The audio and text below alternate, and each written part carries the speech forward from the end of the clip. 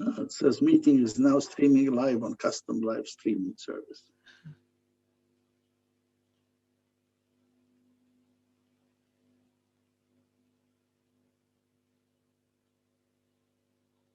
Okay, we're live this time. It's gone through. Okay. Okay.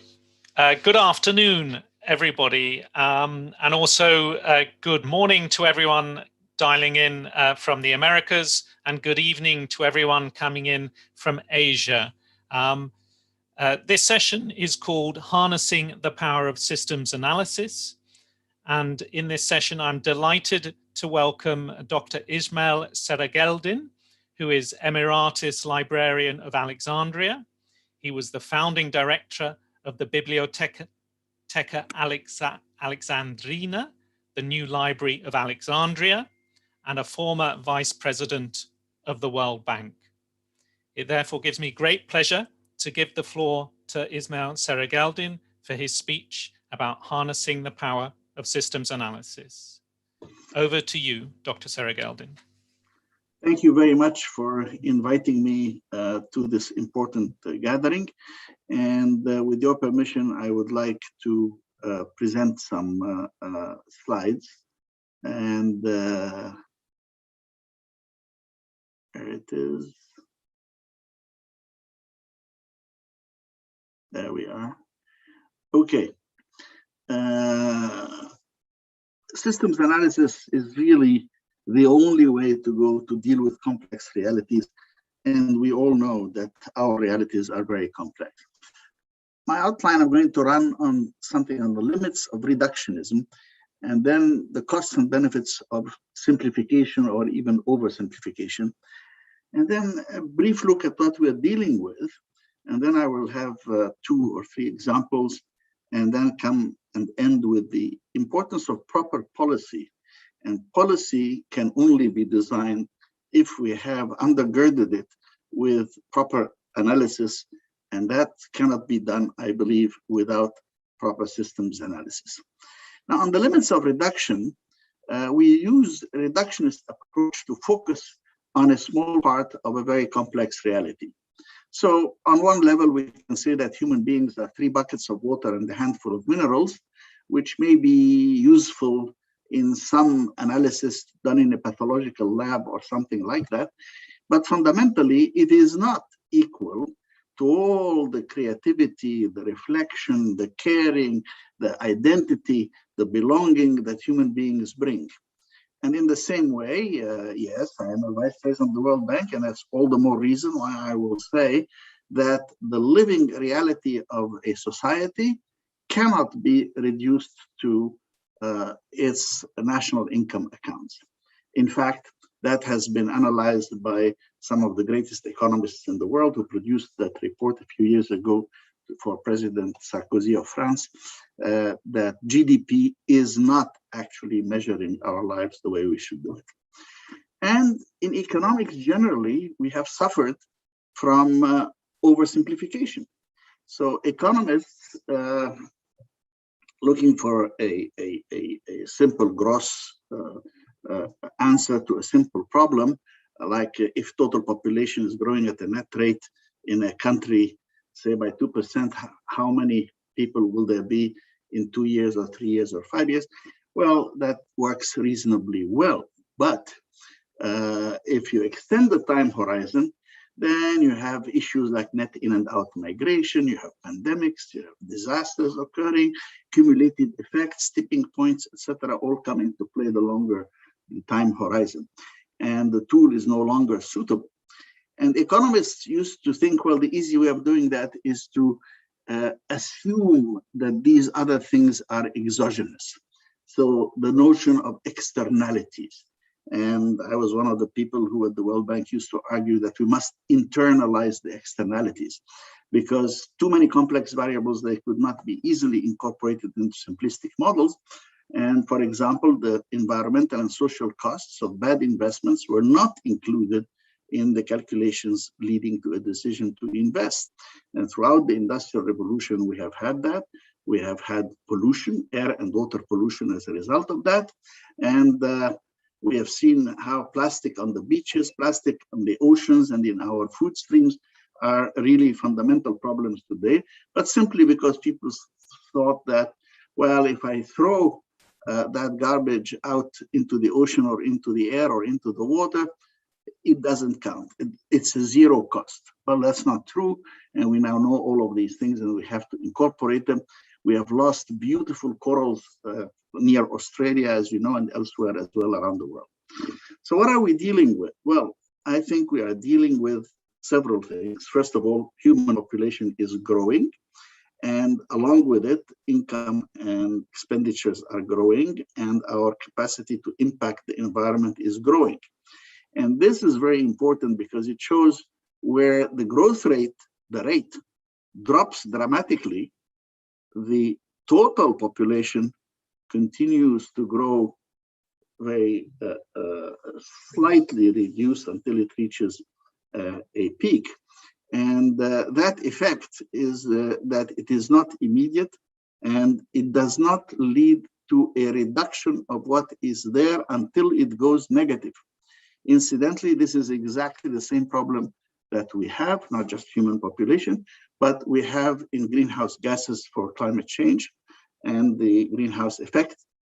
The gases are up there, and unless we go into net negative, they will not reduce the emissions, no matter how small they come. If they come at zero, they will still leave for many, many years and decades the greenhouse effect functional.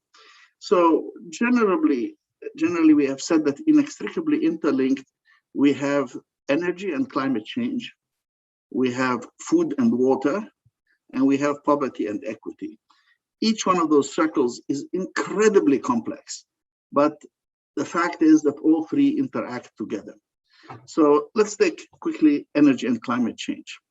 We know all about the history of emissions and how we wanted emissions control, but what we have not really been fully willing to recognize, this is of course where the countries are in terms, this is the emissions, and here you can see oil, coal, and gas. And this teensy bit here is renewables.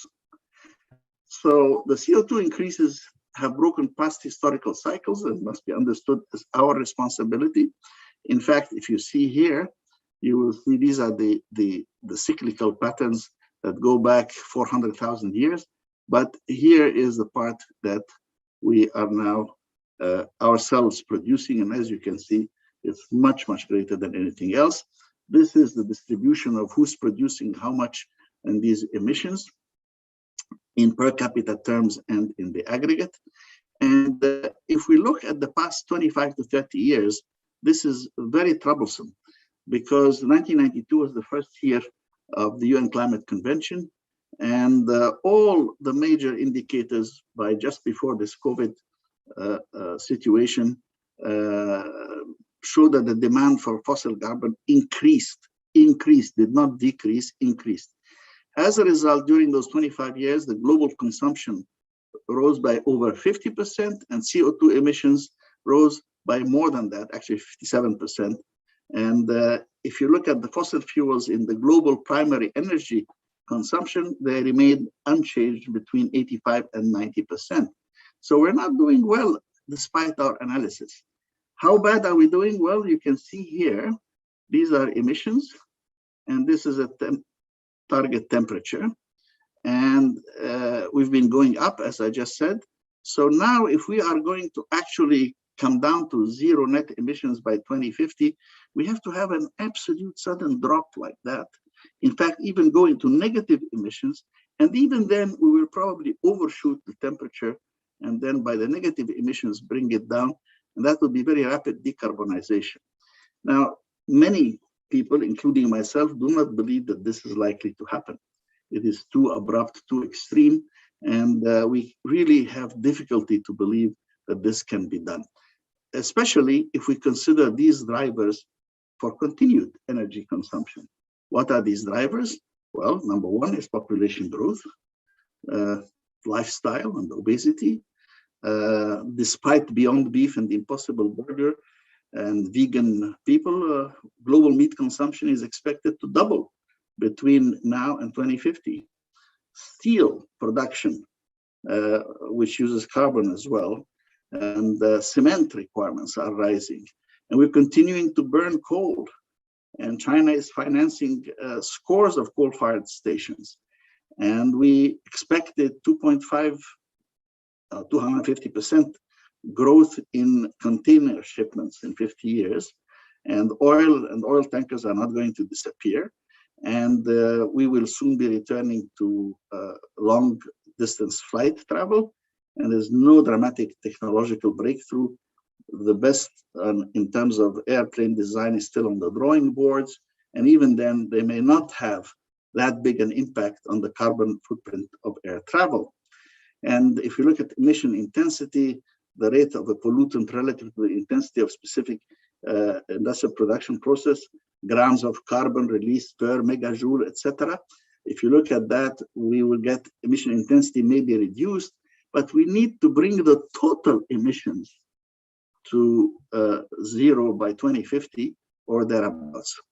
Or the new normal will include extreme weather events. Forest fires from California to Australia will be all year round, and all the other things that you know. I'm not going to go through the litany of these disasters that you know only too well. So far from being on a path towards 1.5 to 2 degrees, we are well on our way towards 3.7 to 5.2 degrees. And we need urgent action on both mitigation and adaptation.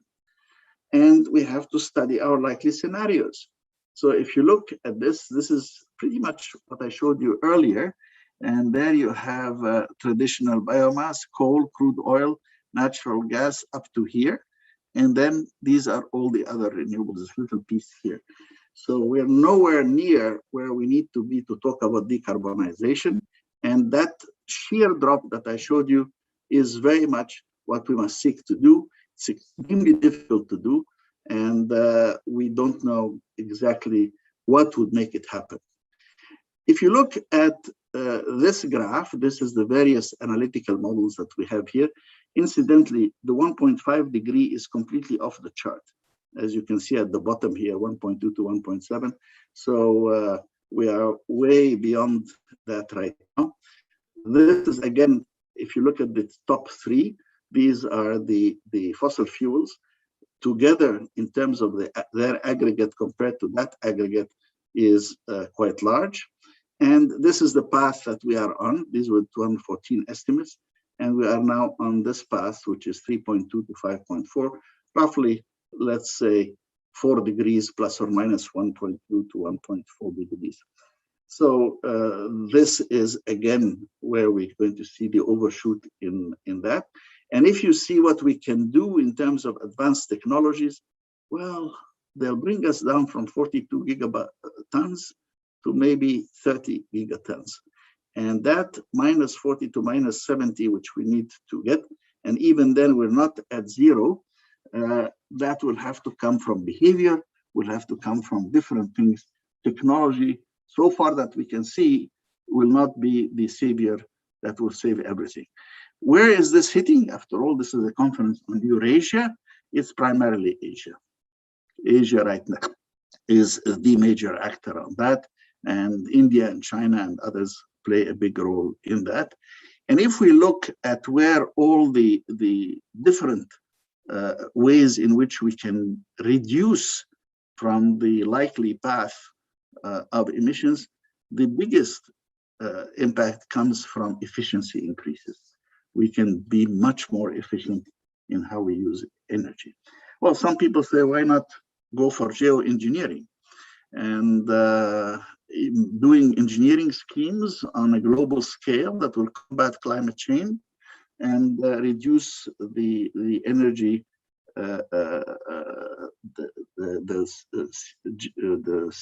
the greenhouse gases that are associated with the energy.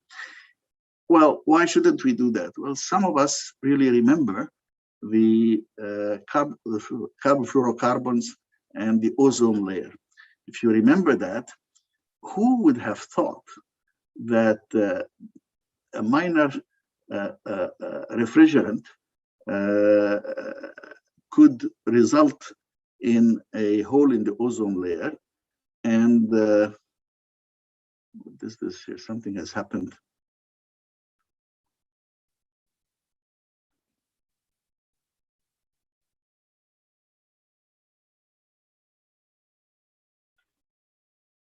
And so we want to find a way of doing that without having the same risk, because who would have imagined that refrigerants and the propellants would result in a hole in the ozone layer.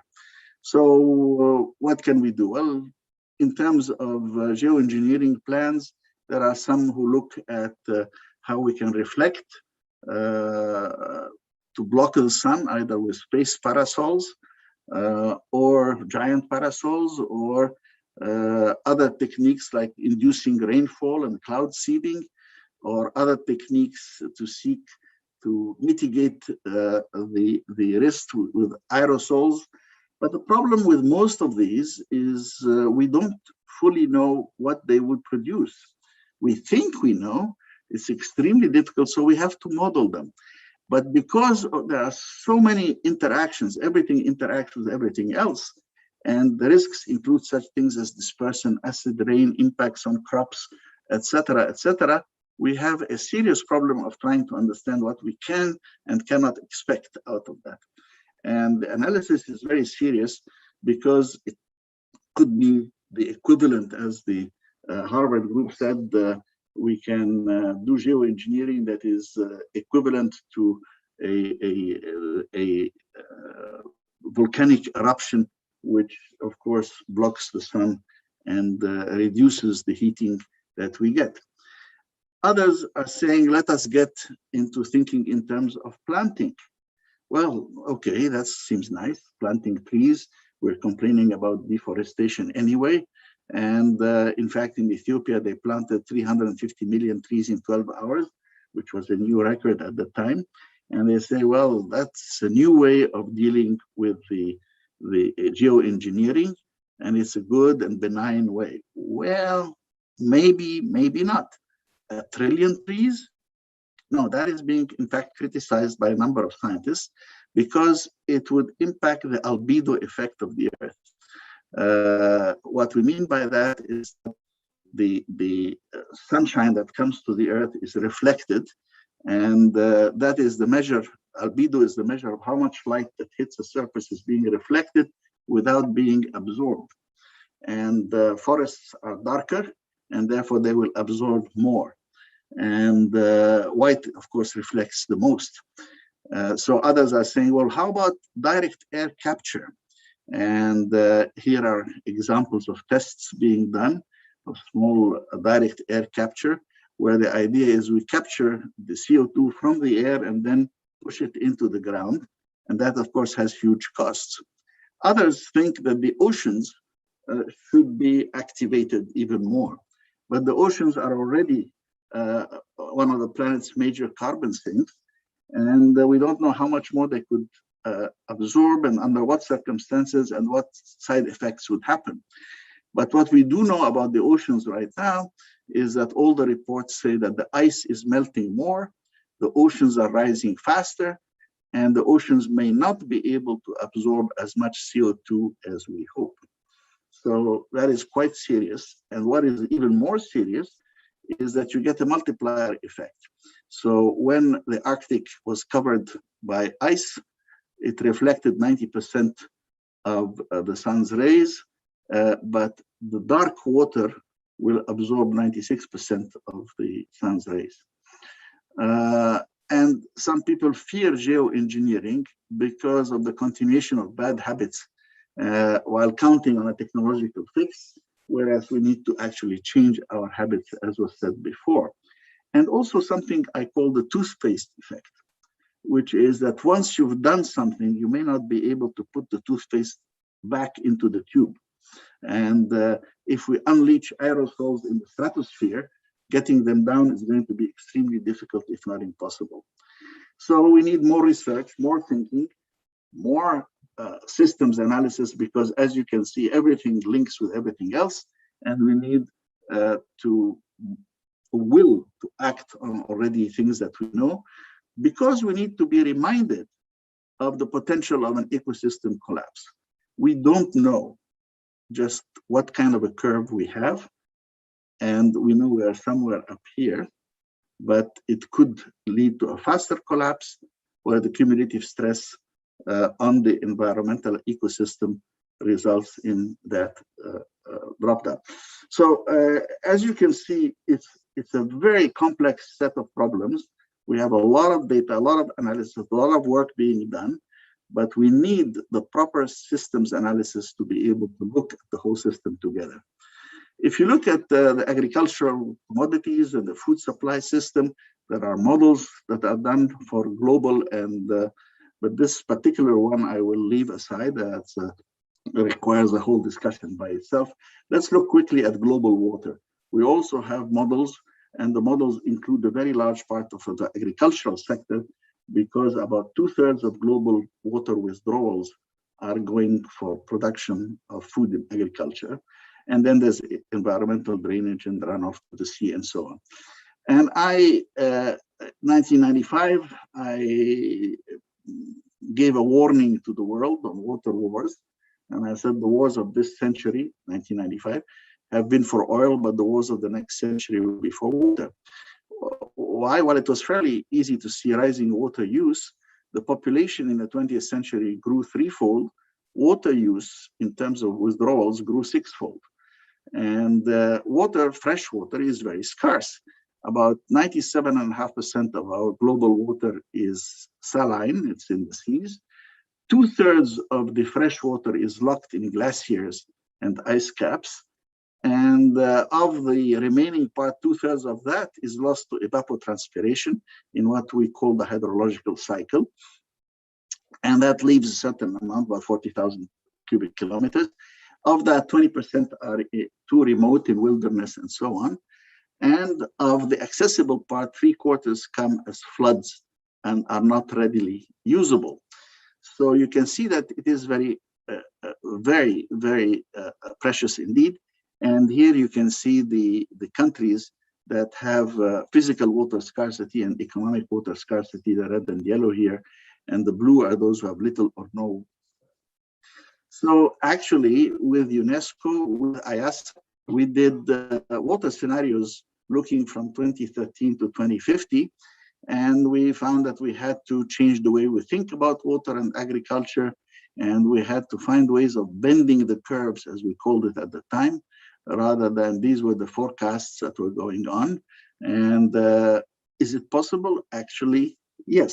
These are some of the reports that we produced, and the dynamics of water futures were subjected to these 10 drivers: agriculture, climate change, demography, economy, ethics, governance, infrastructure, politics, technology, and water resource management. And these are the interaction effects between all these drivers. And the objective was to find the scenario, the path, the necessary actions to reduce water stress, increase environmental sustainability while achieving optimum human well-being. And that's the kind of diagrams that we have in doing systems analysis: water stress and sustainability, well-being, etc. And all these effects have to be taken into consideration when we do forecasts. So we had 9 salient descriptors, which you see here, and the plot narratives outlined to each of the scenarios. And this wheel diagram looked something like that. This is the conventional word. We have 5 diagrams, which you can see here. And then with these 5 diagrams, we went from UNESCO to IIASA, which led the redesign of initiative using applied systems analysis for scenarios taking into account options for action. So you have concerns of economic efficiency, equity, environmental sustainability, and you find a balance for water for livelihood and water as the resource. Now, all of that shows that you really cannot analyze all of that without systems analysis. And that's why it is so essential that your meeting here address these kinds of things. My final point is about the importance of proper policy. By that, I mean, everything interacts with everything. So there's an absolute importance to systems analysis. What do I mean by systems analysis? It's integrated, interdisciplinary, international, independent, solution-oriented, long-term, looks at trade-offs. All of that constitutes a systems analysis rather than a simple linear regression or something of that nature. Why is that very important? Because that's how we design optimal policies. And as you design policies, as a person who has been very involved with that for many years, I say always ask who pays and who benefits, and always trace the shifting and incidence of taxation and subsidies. Now, this is a very important graph. It was done by my friend Peter Glick, published in the National Academy of Sciences. This was the red is the growth of the US GDP, and these were the water withdrawals, the blue. And of course, people said, well, if you touch the water withdrawals, you're going to break down the economic growth of the United States. Well, the answer is not true. What happened here? What happened here was the Clean Water Act. The regulation of the withdrawals of the water from the various aquifers, etc., and the pollution of the water resulted in the US water withdrawals not only remaining flat, but even going down, while the GDP continued to grow. So these corporations who say, well, you know, you can't touch this and you can't touch that. No, we can, and we can do it well, and there is better ways of dealing with it. This is pretty much my last slide. We just been through the COVID, and different countries have followed different policies. But there are really two worlds. This is the East, and this is the West. And the factors in terms of fatalities is more than 100-fold, 100-fold, not twice, not 3 times, not 5 times, 100 times more fatalities in the West than in the East. Why? Well, there have been policies that have been put in place early, a more comprehensive set of policies, and more rigorously pursued. And so I say that we are in a world where we are all together, whether it is climate change or water or whatever, and whether it's for the environment or for the coming generation or for Mother Earth herself, we have to learn to use systems analysis in order to design the best policies for the future. Thank you.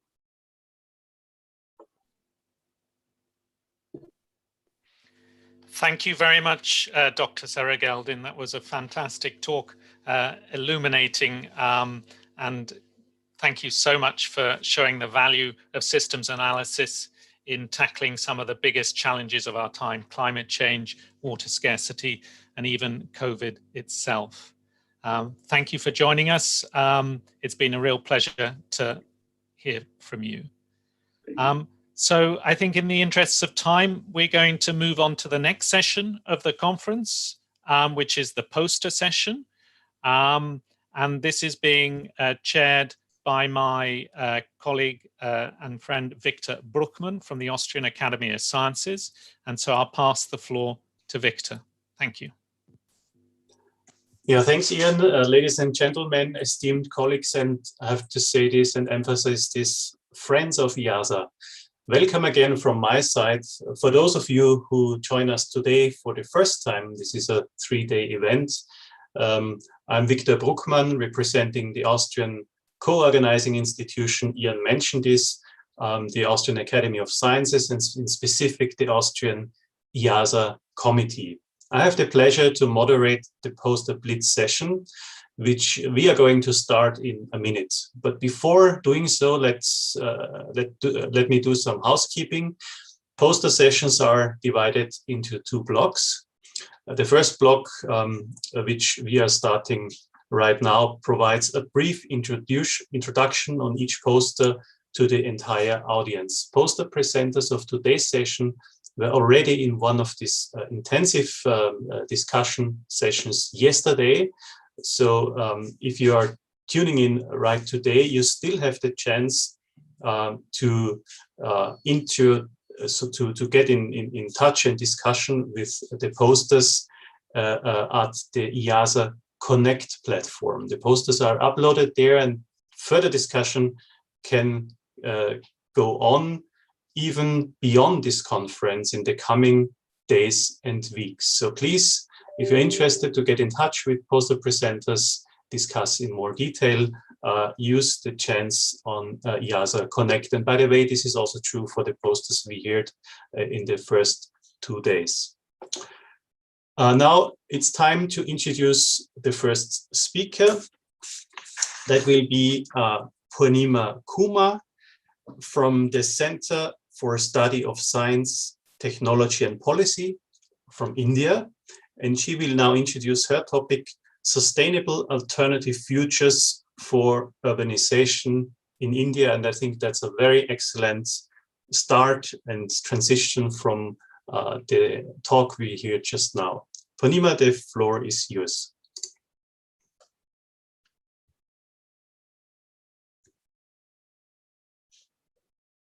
You are muted.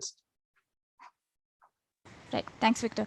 Hi, everybody. Today I'm going to share some results from the Sustainable Alternative Futures for India model, which is a system dynamics-based decision support system that looks at the resource and emissions implications of meeting developmental goals alongside growing aspirations in India. I want to start by acknowledging my co-authors, Ramya and Kaveri, on this paper. Next slide, please. Okay, so I'm going to give you an overview of the sustainable urbanization part of our study because we only have a few minutes. It focuses primarily on the housing and transport modules and the impact of their interactions on other modules like industries, food and agriculture, land and water. We have an annually computed housing shortage based on a variety of factors like tenure, dilapidation, and so forth. Housing construction determines resource demand, which is met by the industry and water modules on the top right. It also determines the total built-up area, which along with chosen built form determines the net new urban land required. This competes with agriculture for land and also impacts food security to some extent by 2050. In terms of transport, we have modal share, fuel, and trip lengths interacting with built form and determining the overall impacts of various urban forms. Urban form, along with choices in building materials, also impacts overall energy and space cooling demand, which you see in the center, which combines to give us embodied energy and emissions of residential buildings, total urban greenhouse gas emissions, and net residential demand for land. Next slide, please.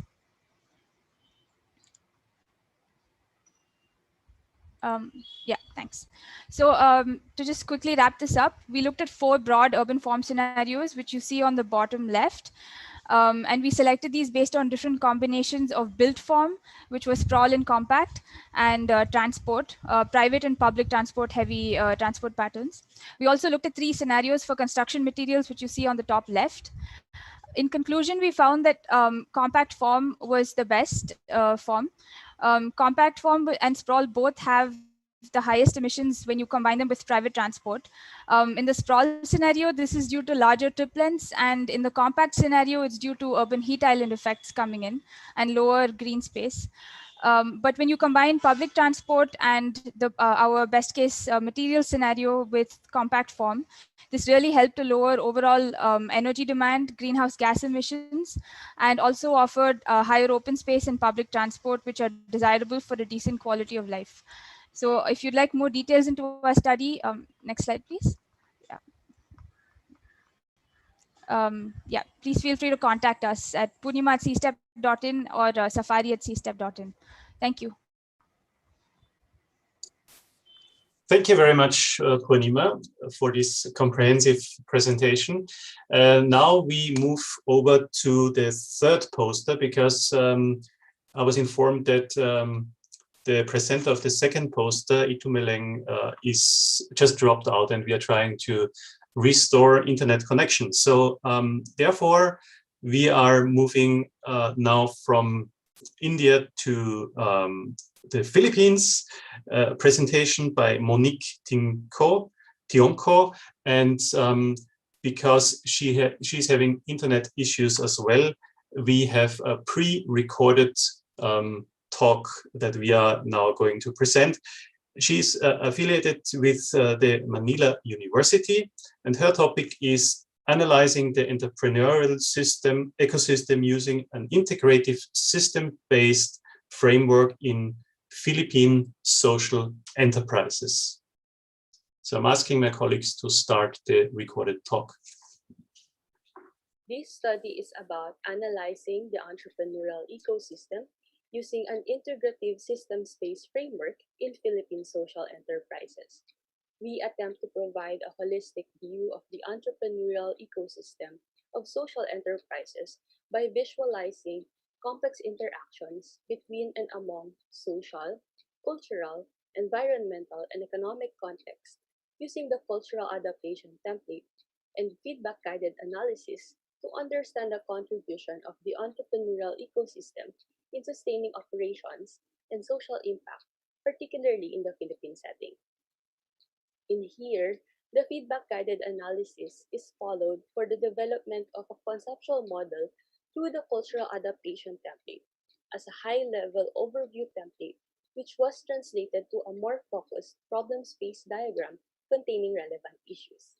In this case, the social entrepreneurial ecosystem problem space. The adaptation of the framework is then used to drive the value of key variables in the specific system of interests to better understand system behavior, identify leverage points, and design scenarios to unravel the underlying processes in generating economic and social value. By focusing on the interdependencies, this study enabled us to look at the areas for improvement on social enterprises, such as the effect of value placed on alternative livelihood, dependence on supplements through grants, and enhancement of response on social reintegration. These were further elaborated in the limits to growth and underinvestment system archetypes, where the level of commitment to social mission is revealed to be a critical aspect to avoid profit-passion trade-offs while accommodating new market opportunities and shaping the entrepreneurial ecosystem to achieve sustained social impact. The conceptual models may therefore be of practical help to social enterprises by referring to them as an assessment tool to inform how interdependencies can reveal problematic systems and suggest points of lasting intervention.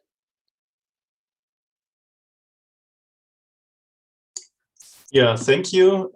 That was now the so-called second order virtual contribution. And I'm very happy that meanwhile, Itumeleng Celebalo is available and we were able to restore the connection. So she's from the University of Witwatersrand in South Africa, and she will give us an overview of a systematic analysis of the environmental impacts of gold mining within the Light River catchment in South Africa. And I'm looking forward for your presentation. Okay, thank you very much.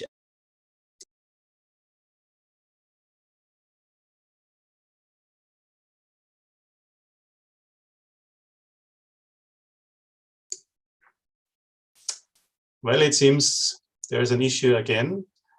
I'm asking my colleagues at IIASA if we have presentation slides meanwhile. Not yet. Not yet. Just give us another few seconds. We are trying to restore the connection.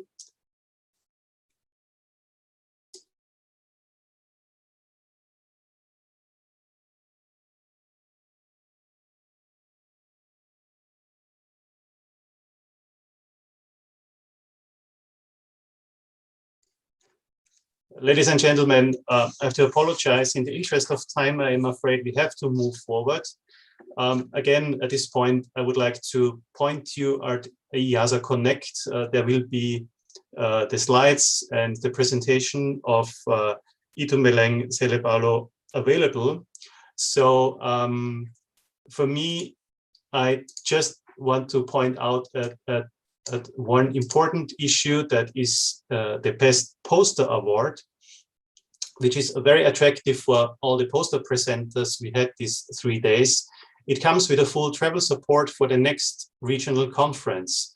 So to the entire audience and the panelists in this session, I'm asking to not forget to vote for your favorite poster of all 3 days. And that is via IIASA Connect. A link should be provided on the conference website and also in the chat function of this current session. Voting will be closed soon, as the winner will be announced during the closing session. Therefore, kindly cast your vote as soon as possible. There's just a short time window left where you can do so. Thank you very much for your attention. Thank you very much for all the poster presenters for this great and diverse contributions. And I'm wishing you an inspiring remaining afternoon with the discussion and then the final closing session. Thank you very much.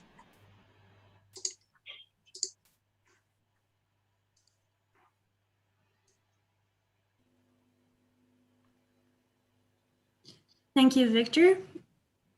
I think, Elena, if you would like to start the next panel. Thank you very much.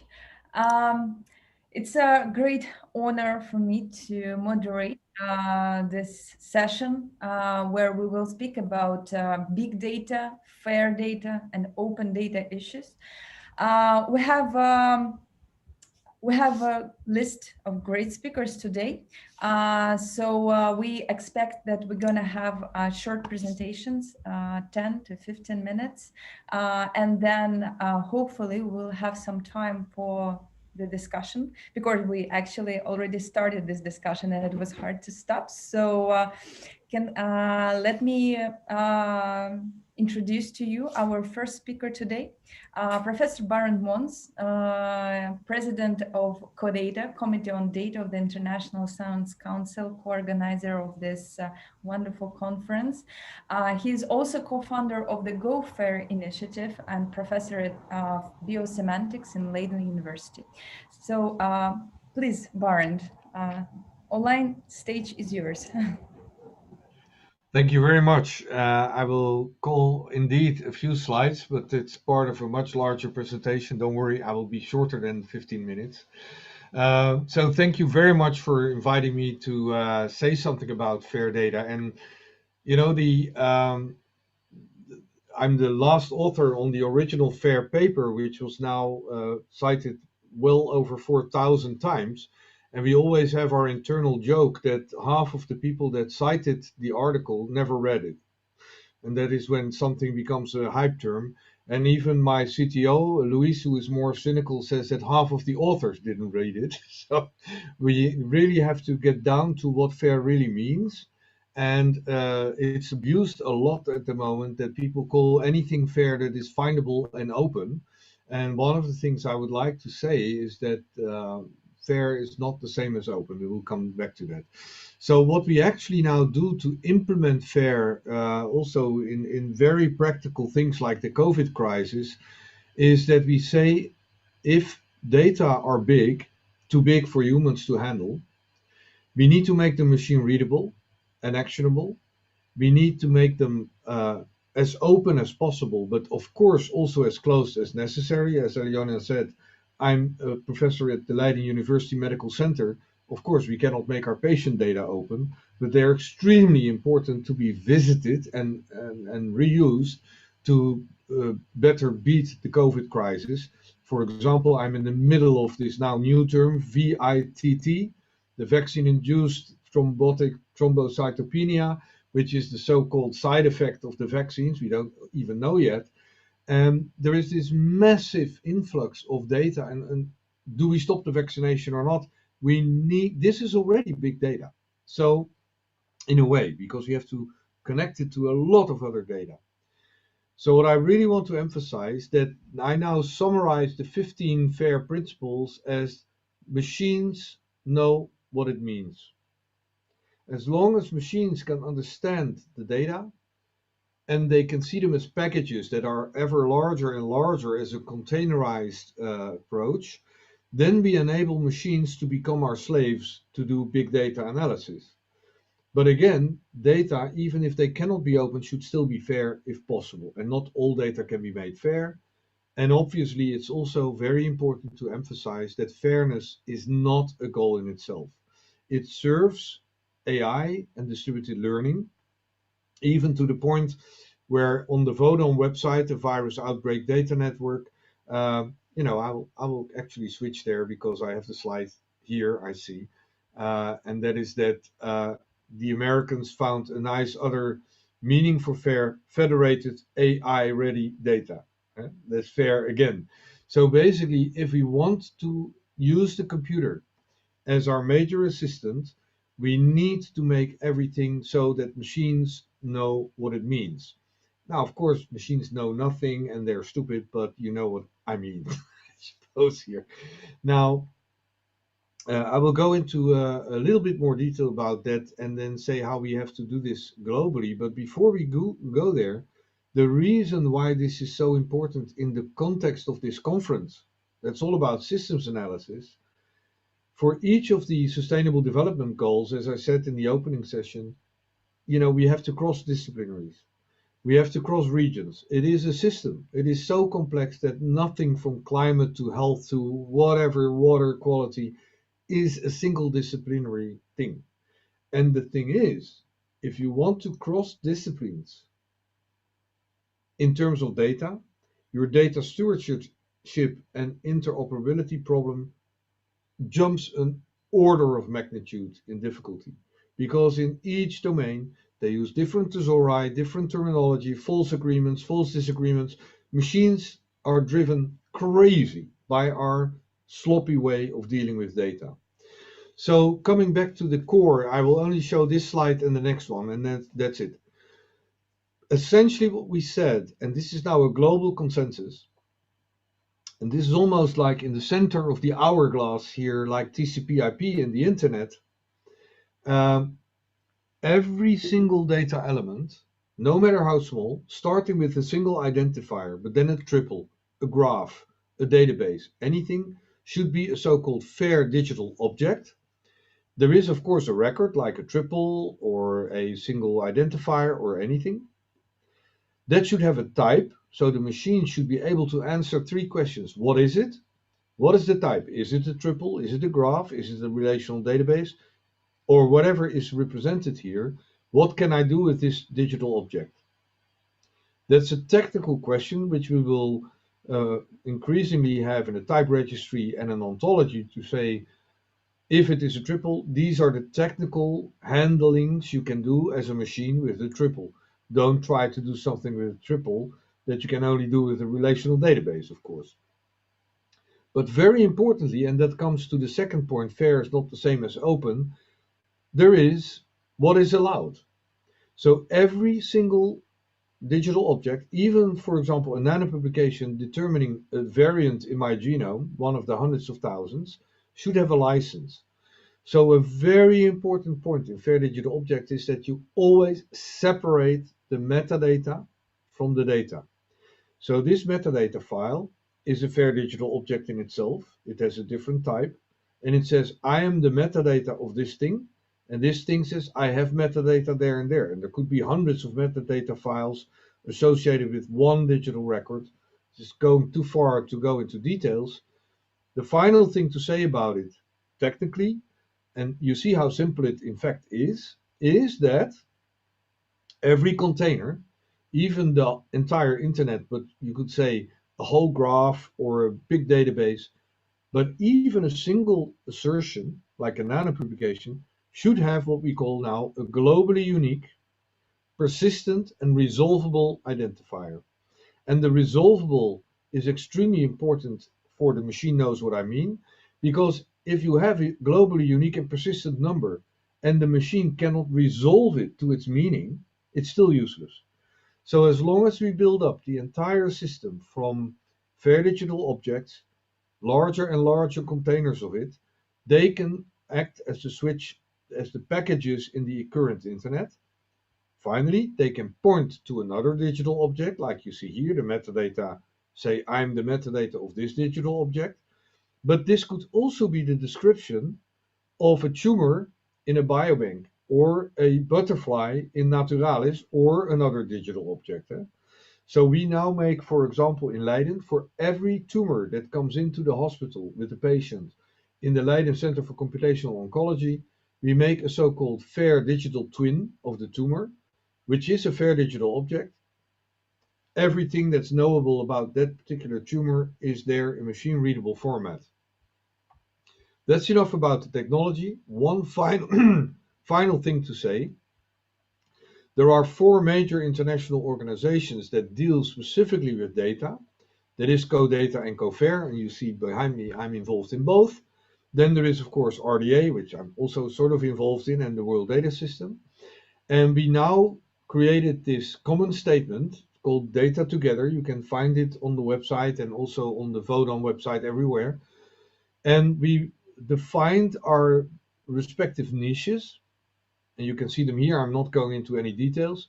And of course, there is overlap between all of them. So to make this happen at the global level, at UNESCO level, so to say, we need to work together to have the ideas, to make them standards, to test them out in COFAIR, and to store them well in, for example, Core Trust 2 repositories. And all of this is needed to enable big data, open and fair data-based systems analysis. So I would like to leave it there as a setting of the scene. The definitions, fair is not the same as open. Fair is not a goal in itself. And very importantly, as a last point before I stop, and that is, we should stop sharing data.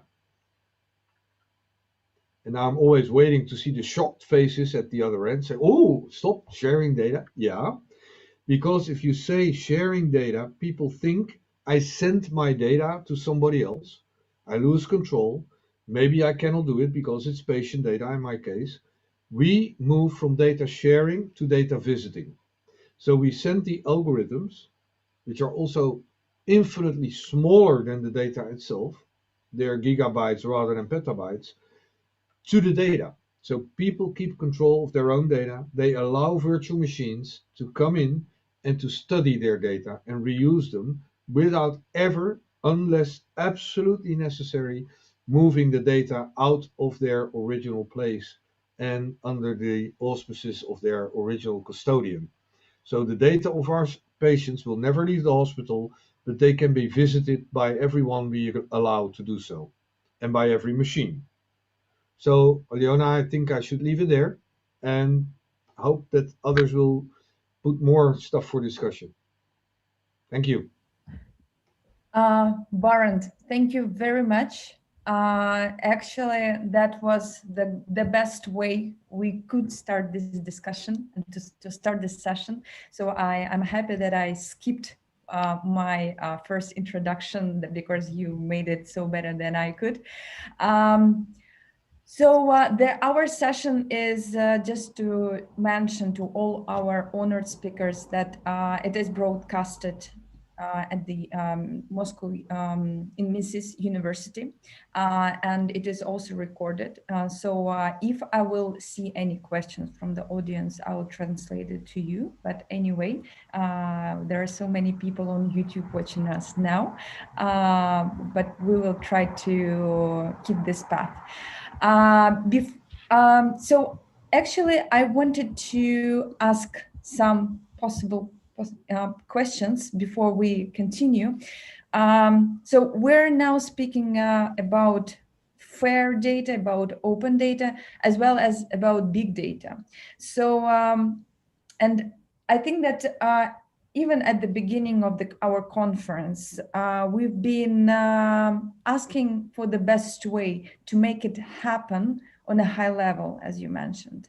We all know that where it's not possible, and you're absolutely right, that it is not possible to make all the data open. So we're not probably trying to get to this kind of future because, I mean, it's still shocking when you ask people not to share their data, but the visit data. But I think it's a very right way to make this happen, actually, to make open data, even if it's not open, but fair enough. My question will be about big data. So do you think that the big data could be fair enough? And are we trying to get to the future where every big data set is AI ready, and if it's possible? Yeah, well, let me say two things, and I'll try to be short. This is a quote of my guru, George Strawn, who started as NSFNet and the internet.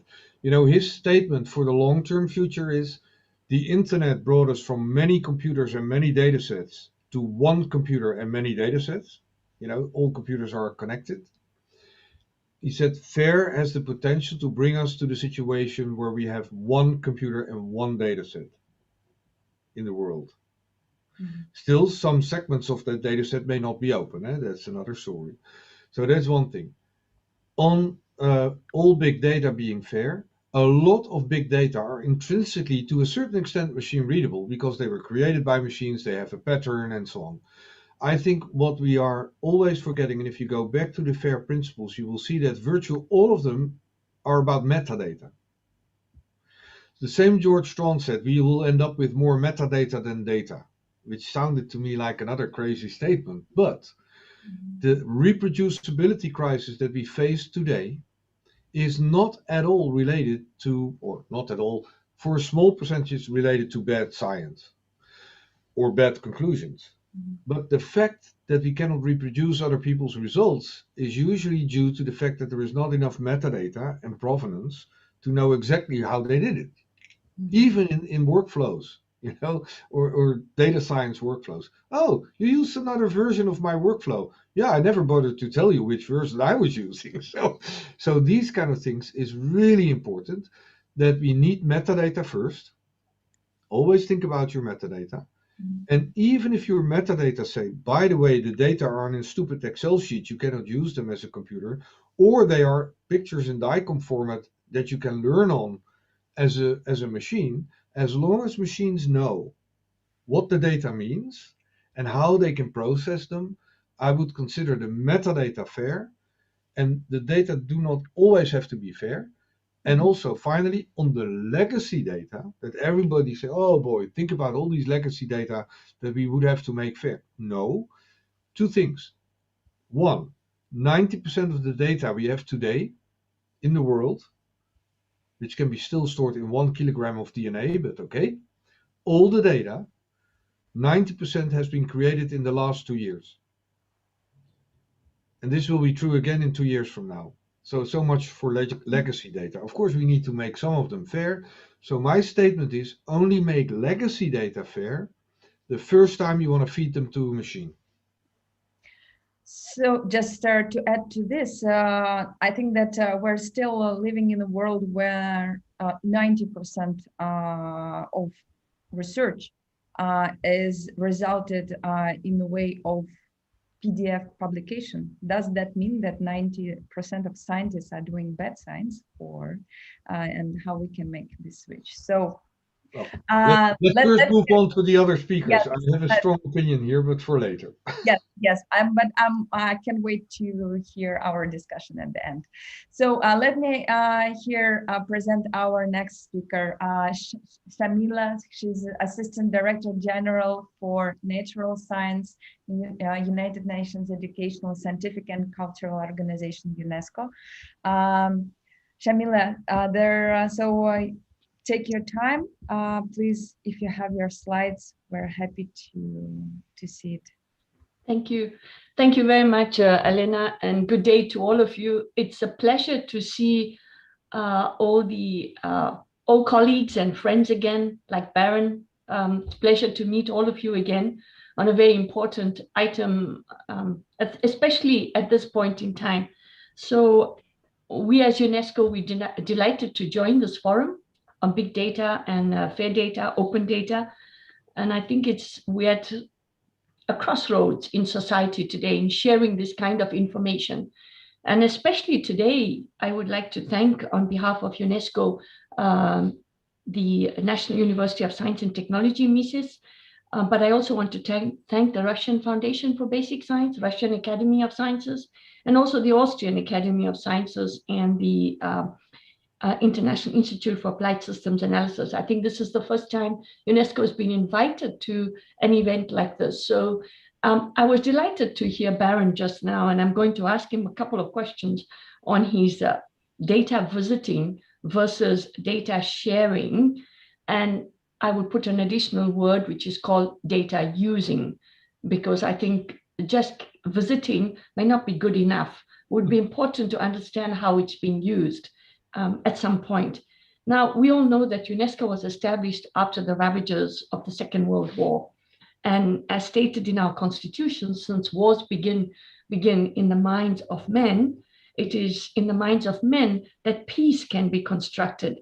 And so today we need to consider our role towards equal access, and I would say, Baron, sorry, knowledge sharing, knowledge visiting, if you would like. Knowledge visiting, I put it that way, yeah? And I would put an additional word, which is knowledge and data capturing. Because how do you want to capture it and use it thereafter?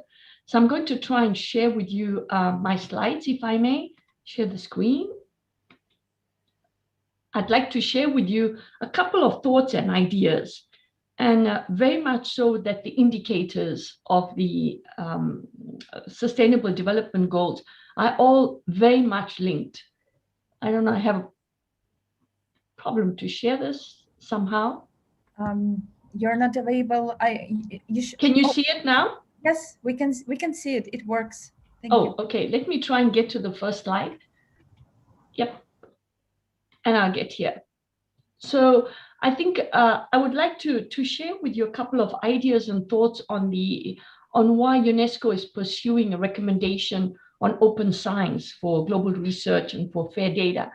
So what kind of science do we need, and what kind of data sharing do we need to fight inequalities? And I think Baron mentioned that we need to have access to this, yes, and we need to look at big data, but how to process this, and what kind of collaborations would we need for that, and how would we enable then our communities to actually use this data to promote science policy society dialogue. So I think for us, what would be important is to consider what type of an enabling environment would we need for the context of fair data, what conditions for this inside, within organizations and outside organizations.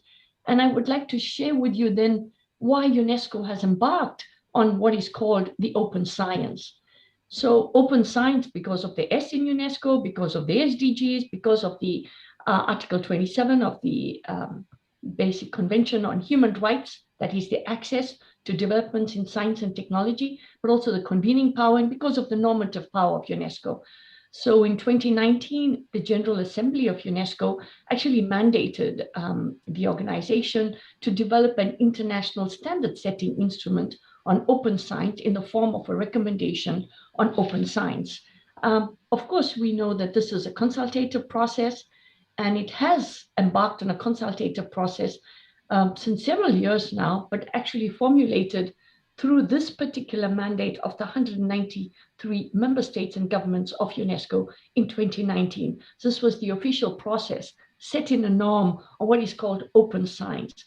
And the aim was to understand the meaning of open science.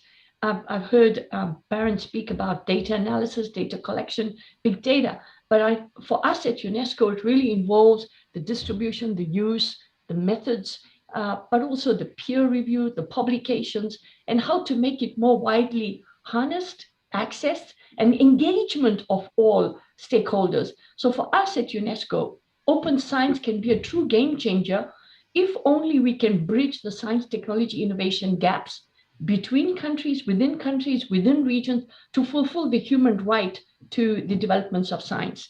And we believe that open science is a critical SDGs accelerator. So here I will just share with you very briefly. I will send you the slides so you will have them. We do think that this is really the appropriate time. So what kind of principles does one need for good data governance, for stewardship? How can you ensure then that you have, let's say, the dialogue, the global dialogue on how to process the raw materials? Because if you are just visiting the data, Baron, I'm not sure how you would process them.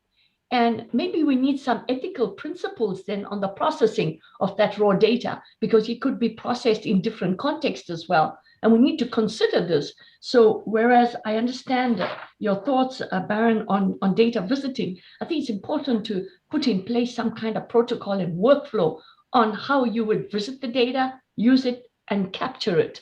I think this is very important for us. So the stakeholders involved in the UNESCO recommendation on open science are educators, research funders, policymakers, the public at large, publishers, scientists, information specialists, and software developers. And you can see here, the key lies in all of you, bringing together this concept of a recommendation of open science and data sharing or data visiting. So I think it's very opportune that we participate as UNESCO in your meeting today, because the draft recommendation on open science has been submitted to the 193 member states actually today for their comments. And we hope to have a meeting in Paris here in May to actually discuss this draft recommendation that's been put together through house-wide and regional global stakeholder consultation. This recommendation was also, I would say, managed by our team here in the UNESCO science sector based in Paris and the regional offices across the world, but also by an international scientific advisory board. Now, it contains a preamble, the aim and objectives of this recommendation, the definition, the core values and the guiding principles. And I think this is where the role of big data would also come in. Then the areas of action, and how would one then monitor whether the data is actually shared appropriately. So only just to say that we need to solve complex global problems of humanity, we need to respond to crisis situations, yes, and we have to fulfill the right to science. But then how do you reduce the inequalities? What do you do with data? And how can we make data, I grew up in South Africa and we need to put a face to science. So can we put a face to your data so that the data actually responds to needs of societies? And I think this is where we all have a responsibility towards society and towards the understanding of the use of the data, the metadata. Now, of course, the aim of this recommendation is really to promote the perspectives of open science and to reduce the digital technological knowledge divides between countries. And I'm not going to go into this, but I just want to share with you some highlights of this recommendation, which is distributed to all countries today, 15th of April, and I will make that available to you.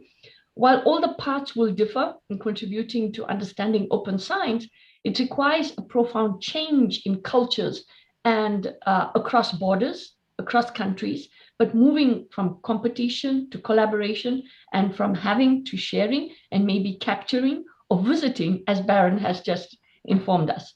So the aim of this recommendation is really to promote new approaches to open science at different stages of the scientific process, but also to promote collaboration. Now, I will share with you this, but I think this is an important slide because we're talking about data, big data, fair data, but should we have restrictions? Should there be national security, confidentiality? Should there be privacy revisited? Should IPR, intellectual property rights, and at least secret indigenous knowledge on endangered species and even local indigenous knowledge be protected in a particular way? How would you anonymize that data? And then how would you promote the systems thinking? Because, and as Baron mentioned, every one of these data comes with its own set of rules and regulations, understanding, interpretation, and use. So how would you then promote the systems thinking across this data? I think it's very important. We've seen the systems thinking in the COVID-19. What have we seen? We've seen access to genetic data immediately. We've seen access to data and infrastructure. We've seen the sharing of scientific knowledge, whether it's tracing, whether it's sharing information on genomes. We've really seen science-based decision-making. Now, I think this has been an important demonstration as well on patient data.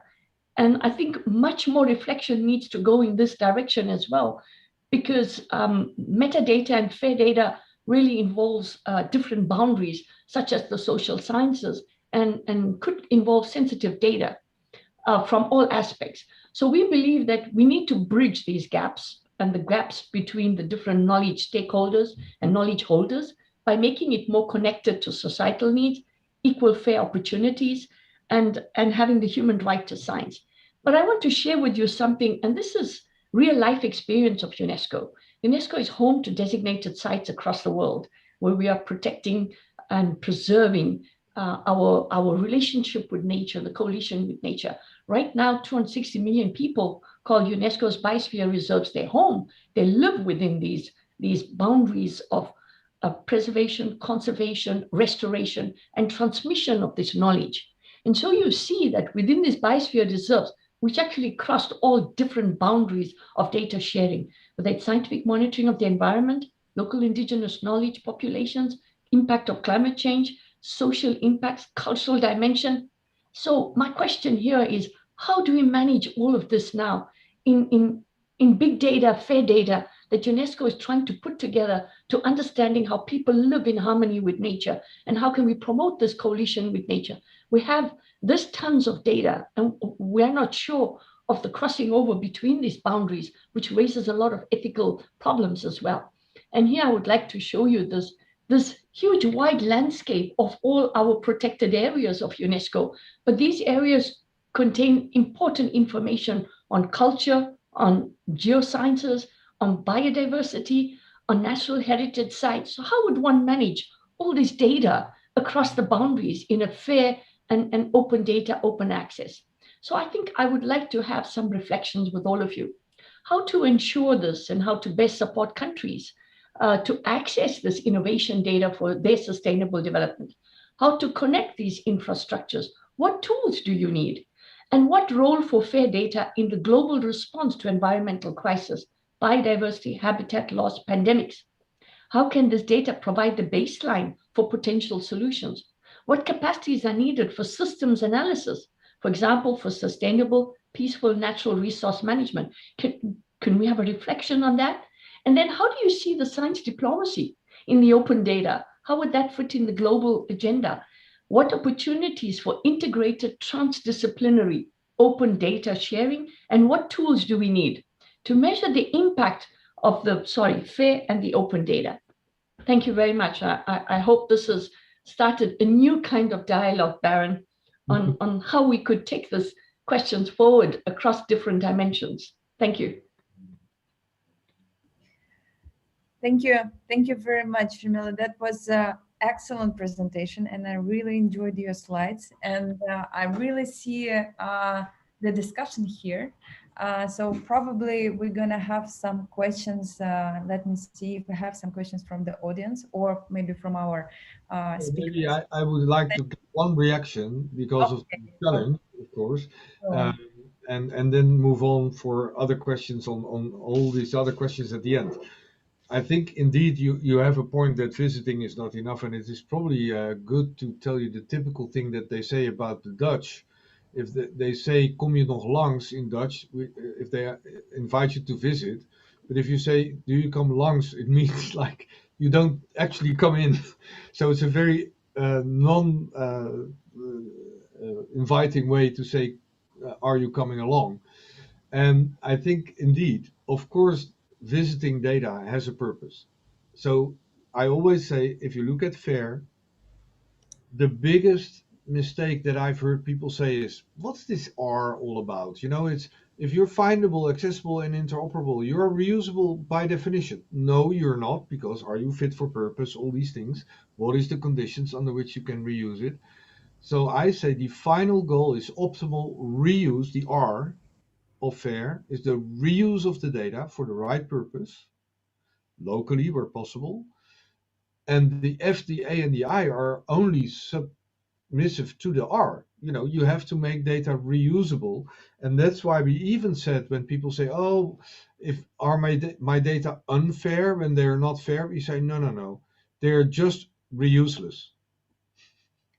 And that's a new term.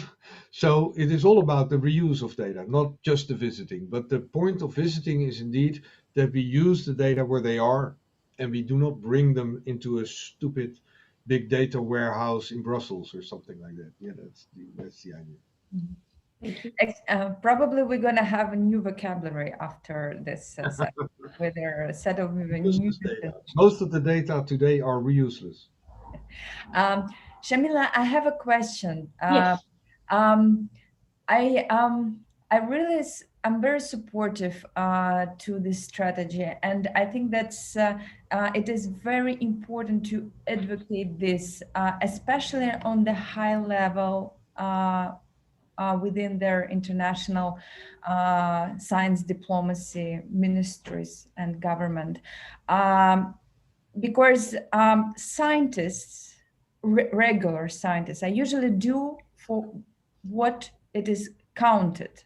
So, I mean, they're always evaluated by our ministries. I mean, when I'm like leading the research, I need to publish papers because I'm evaluated by the way how I'm publishing these papers. I'm paying a lot of money to be published, and it's not again, and it's again a PDF, as a nightmare for machines, as we know, but this is the way it still goes for 90%. But how we can teach, how we can learn to take care of our data, and to not only to make it open as possible, but also to make it understandable. Because if I wish to use somebody's data, I need to understand it. So people should really take care of it, of the way they produce the metadata, and about the whole life cycle. We can teach new generation, and I'm sure that the next generation will be much better than we are. But can we solve this problem on our current level? That's a good question, Elena. I think, and I see Baron smiling as well. I must say that this is one of the biggest paradigms of the current context in which we're living in, because we've seen that during, the only reason we advanced so rapidly to identify vaccines and therapeutics was because of the sharing of data. It went beyond paywalls, patents, and publications. It went beyond that. It went beyond funders and donors. It was just simply sharing of information and data. Now, of course, that's a utopian dream. We all know that, coming from research and being having worked in laboratories for a long number of years. I know this as well. And we know the competition that scientists face internationally. And this puts an additional strain on scientific careers. It's either publish or perish. Well, this has been the motto. So but it's very important to distinguish between publishing data and publishing old-fashioned papers. Yes. I think nobody would contest competition in science, because even in COVID, there was a lot of competition, and it was exceedingly difficult to get to the data, actually, to build the data model on the side. So I think there is a real point. I always say the worst invention ever for modern open science was the journal impact factor. But the second best is supplementary data, because then people moved slowly on to data-rich science, and they say, oh, let's put our data sets as supplementary data and hide them behind the paper so machines cannot find them, and there may be a link, but 30% gets broken every year. So the current publication system for science is hopelessly outdated. We need to publish data with a supplementary article. Yep, I think, and I agree with you. And I think another problem is that the high impact journals are publishing information and data which excludes automatically the research which is so needed in developing countries. We see all these high impact journals are not publishing on the ground data and information that will be useful to developing countries. And that data is lost. That's because they cannot access the high impact journals. So you don't access the wider community. You don't access the wider funding agencies as well. And this is where I think we need to look further into this. We should not relinquish the principles of integrity of research, of course, in that process. We do need integrity, and we need the highest quality peer review, but we should give value to research which actually meets societal needs, even in poor, small, developing countries. But we don't have that today. So how would that data from the small developing countries be taken into consideration? How would you, as a big fair data, take into account the data of small countries and small island developing states, which is so essential today to combat disaster risks? So that's my question. You should. The thing I'm most proud of last year in COVID is Vote on Africa. They are ahead of everyone. They have 11 fair data points throughout Africa in 7 different countries, and we can visit them with Sparkle queries, which is way ahead of Europe, you know. So, and they never have to give their African data to the north and never get them back. So this is an extremely important thing. But maybe, and although I hate statements that usually the UN can do, like, you remember health for all by the year 2000? Yes, here we are. But wouldn't it be great to set this statement of George Strawn as a goal for UNESCO? One computer, one data set, including everything for developing countries. We just hope that everybody they are included. We just hope that everybody in developing countries is going to have a computer just to follow the statement, and then it's going to be a truly game changer. So may I just come in here as well? Yes, and in the discussion, or just very briefly, I just would like to complement what has been said, and I think it's really interesting, and there have been a lot of very good points made also with respect to the digital divide to developing countries, and also the mind shift and the need for cultural change has been mentioned by Shamila. I think that's great. But I think what makes researchers in the end change is the incentives. So we need to get the incentives right. And I do agree with Baron that it's not ideal yet. We still have a long way to go, but there are some positive developments on the horizon at the moment. For example, nature data is exactly doing what Baron is saying. Nature data asks for the data is free and open, and you're describing the data, and you're now getting acknowledged for that, and you're getting an impact factor for actually publishing data. And I think this development is extremely positive in this going in the right direction. And other part of incentives is also that funders are now increasingly asking for open data. So they don't fund anymore if the data is not open, if the model is not data. And I think this is the only way to go. The only way we can get this thing done is by changing the incentives, making the funders aware that their funding for SDGs actually becomes useless, simplified, if the data is not becoming available. And the third thing is that we need much stronger legislation also for companies, because as Baron has correctly said, 90% of the data was produced in the last 2 years. And that is actually, most of the data is actually owned by the Googles and the biggies. Let's be realistic. That's what the big data is sitting. But none of it is currently, or very little is in a machine readable form. And this you could even see during the COVID. So whereas Google made the mobility data open, it was in a PDF format, it was not machine readable. So there needs to be some legislation put in place, similar to, for example, a patent. A patent expires after a certain time. Why cannot the holding data be expiring at some point? And I think we need to also distinguish very clearly between sensitive data, which is a patient data. I fully agree with Baron on that, fully. But why can some data, which is not sensitive, not freely flow anyway? And this is also, I think, a very important point. I just wanted to throw in these thoughts in this current discussion. Thank you very much. Yeah. Thank you. Sorry, Elena, if I may just say, I think we have to consider different cultural contexts as well, because what a Western society may consider as non-sensitive data may be sensitive to other cultures and communities, and we're seeing it right now, even during this COVID. So I think it's very important to consider that. I have a question to put forward to you and to Baron. Could you consider the ethics of big data? Or have we ever considered the ethics of fair data and the meaning of fair data and the meaning of open data, or the ethics of open data? I think this is something that needs to be considered as well, because there are different ethical dimensions, different perspectives, and that needs to be taken into account. Even if you have one computer, one data set, based on whose perspective, one computer, one data set, whose one data set? We have 193 member states here, Baron. So help me.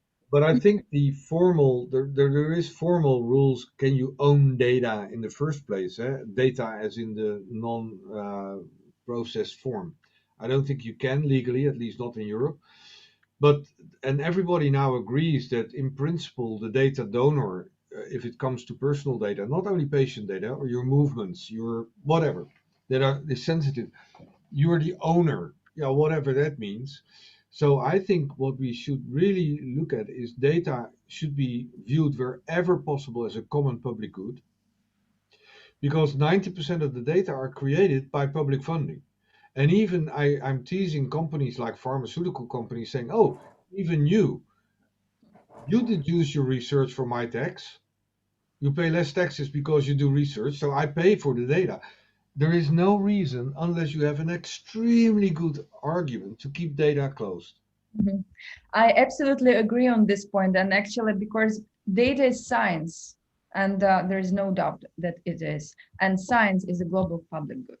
So data is a global public good as well, even if it is my data, even it is the data about my movements, but it's a global public good. So this. So the vice president of CoData just decided, and now we're done. Thank you so much. And here I wish to make a step to our next speaker today, Christian. Are you with us? Christian, responsible for the strategy development of the European Union policies for smart infrastructures, Director General for Communication Networks, the European Commission. Christian, I'm happy to show your slides. Perfect. Okay, wonderful. Alina, thank you for giving me the floor. So my name is Christian Kirchsteiger. As Alina said, I'm coming from the, let's say, the digital branch of the European Commission, which is called DG Connect. And specifically, I'm coming there from a unit which interestingly has the title Open Science and Digital Modeling. And this is interesting for many reasons, one of them related to this event, because it somewhat shows the spectrum with the two things, open science, digital, and modeling. If you allow me, on the two extremes of the spectrum. And what I would like really to talk about in this brief introduction, and then hopefully have a discussion, is about the common denominator, which very often doesn't exist, unfortunately, between these two extremes, and that is quality. And quality in the sense of accountability and actionability. And I am, well, first of all, please bear with me that you do not see me, which is not because you would be frightened, hopefully not, but because the connectivity is extremely bad. So let's hope that the audio at least works, which is an irony in itself, because I'm coming from the digital branch of the Commission. So you see the basic problems of connectivity, but that's another story. What I'm really would like to talk about is the issue of quality in the sense of actionability in the context, of course, coming from the Commission, from the European Commission, in the context of using science for evidence-based policy making. This is it all about. And in that sense, I would like to talk about the limits of open science with the usage of scientific results for policy making, which sounds a bit like a contradiction if you look at the policy goals, or one of the policy goals of the institution where I'm coming from, namely open science. But it's really more like a call for realism, and hopefully not a desperate one. So the next slide, please. So as you know, there was and there is a lot of support from the European Union on open access or open science in the broader sense. And I do not want to go into any details. I mean, I'm sure you are well aware about that. So all the projects under the research framework programs of the European Union are, for example, required that peer-reviewed articles are openly accessible, free of charge, and so on, including a provision on data, which is a separate issue, but let's not go into any details. There are recommendations on this. There is kind of instrument in the making, I would say, which is the so-called European Open Science Cloud to support exactly this transition towards open science. And there is there are a lot of EU projects on the implementation on the national level. A little note, unfortunately, the implementation is sometimes linked, this is my private opinion, to the availability of funding for such projects rather than linked to the actual necessity or possible necessity of the issue as such, but it's another story. The next slide, please. Just to look a little bit, but this just for 2 sentences, the history of research dissemination. I mean, again, without going into any details, it seems to me that we are a little bit back after 3 centuries in the pre-Newton time, where essentially you have to pay something to have your finding printed. The big difference, of course, is, as we all know, that the abundance and overabundance to a large degree also of information is the new phenomenon. And therefore, and now I'm really coming to what I really want to talk about, therefore the issue of quality and accountability really moves into the centerpiece. And this is not a philosophical issue.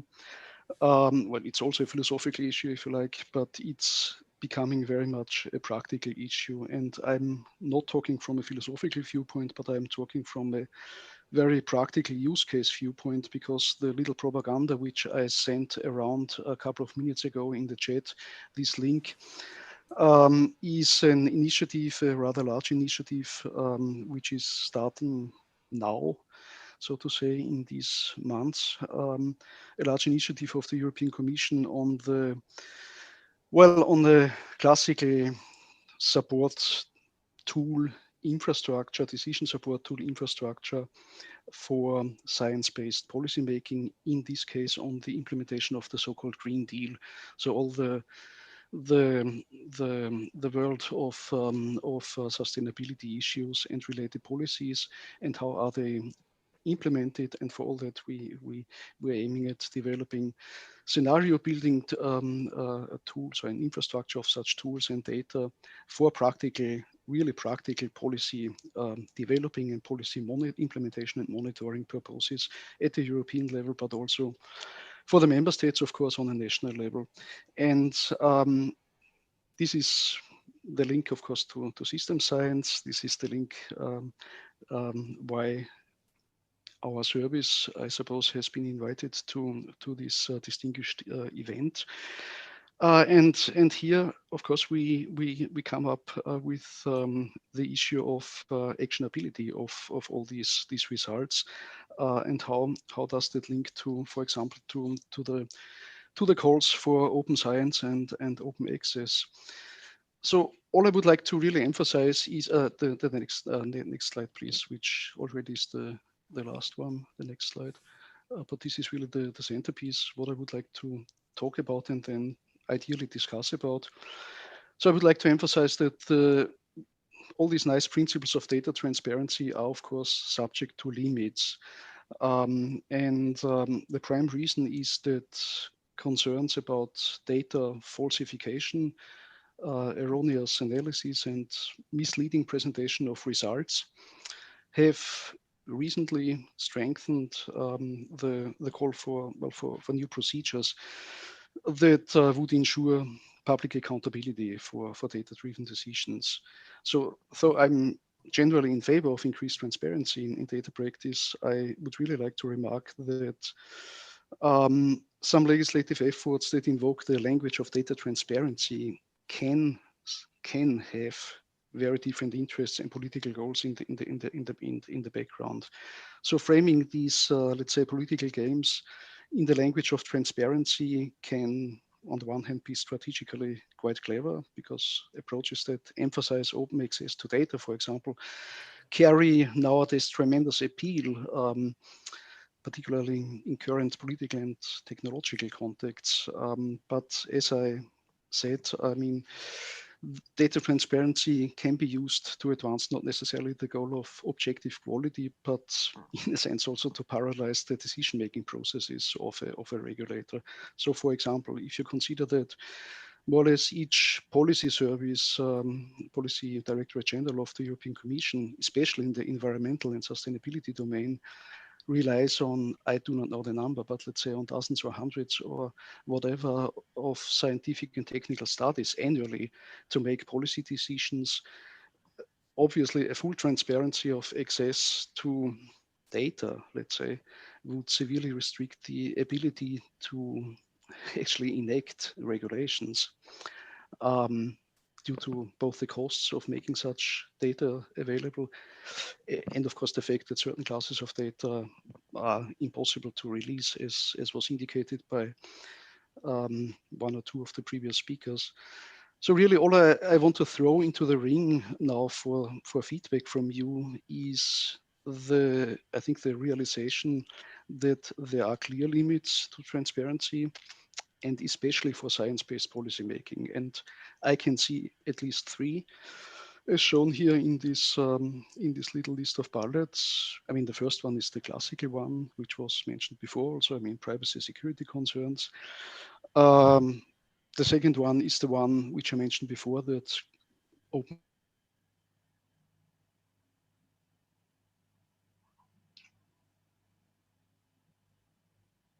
We can't hear you anymore, Christian, sorry. Now you broke up, yeah.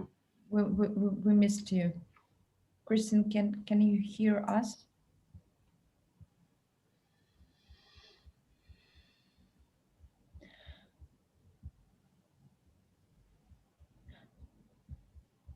Okay.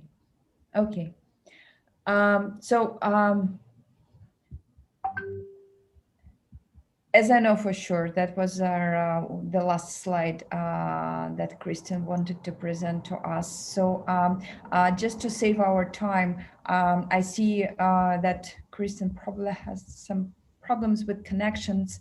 So just as a moderator, let me suggest we move to our last speaker now. And then we hope that Christian will be back to us and able to participate in the discussion, and we can then ask some questions. Stefan, he's program director of the strategic initiative programs from IIASA. So we're very looking forward to your talk, and to probably you can share with us current IIASA practice in data stewardship. Stefan? Yes, thank you. Thank you very much, Alena. Nice to meet you all again, and nice to have this good discussion with you. I'm very much enjoying it. I think it's really needed and it's really important. Maybe just a very quick remark, if you may allow me. Can you just give me the chance to finalize the presentation, because I was kicked out, and I hope I'm back for at least 2 minutes to come to the actual thing I wanted to say. Sure. Yes. Sure. If we go back to the previous presentation and the last slide, the last it's just about the last bullet point. One back. Because I mean these first two limitations which I mentioned. I mean, coming from a digital unit, I suppose this with all the nice buzzwords of artificial intelligence and everything, this will be or might be ameliorated over time with technology, simply saying.